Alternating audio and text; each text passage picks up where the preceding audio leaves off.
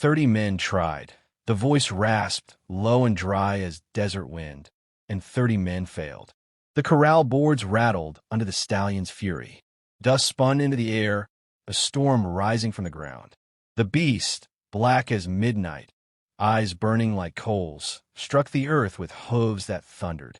Men clung to the rails, knuckles white, spitting curses between their teeth. One cowboy flew hard into the dirt, thrown before the count of 3, ribs cracking beneath him. His scream carried out over the gathered crowd. The stallion reared again, mane lashing wild in the light, a shadow against the sun. Women gasped. Children pressed into their mothers' skirts. Someone muttered, "That horse ain't of this world." From a far side of the corral, Jedediah Cross leaned against the post, boots planted, hat brim shadowing eyes that missed nothing. His coat was too fine for dust, yet dust clung to him all the same, as though the land itself despised his pride. He didn't move when the cowboy lay groaning in the dirt.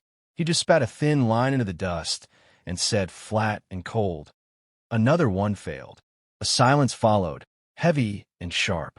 "Half my land to the man who rides him." Cross bellowed at the crowd, his voice carrying across the ranch yard, across the hills. "Half my land, if you've got the sand to last more than a heartbeat." No one stepped forward. Boots shuffled, eyes cut away. The stallion screamed, slamming the gate with a shoulder, as though daring them himself. The challenge hung there, hotter than the sun. And then the coach rattled into view. It came slow along the dusty road, its wheels creaking, its shadow long against the earth.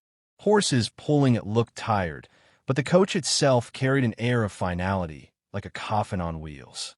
The town turned as one, whispers rising, heads tilting. The driver cracked his whip once, then drew the team to a halt before the crowd. The door opened. A small boot touched the ground first, worn leather, travel-stained.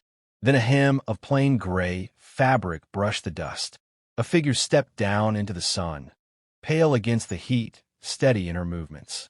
A woman, no taller than the ranch hand's shoulders, with a trunk in one hand and a folded paper in the other. Her bonnet shadowed her face, but her posture was straight as a rifle barrel. Jedediah's lips curled slow beneath his mustache. "Well, boys," he drawled, "looks like the mail brought my bride." The laughter broke easy from the crowd, cruel and careless. A mail-order bride, thin as paper, stepping into the heart of the wild frontier. But she didn't flinch. Her eyes, gray as storm clouds,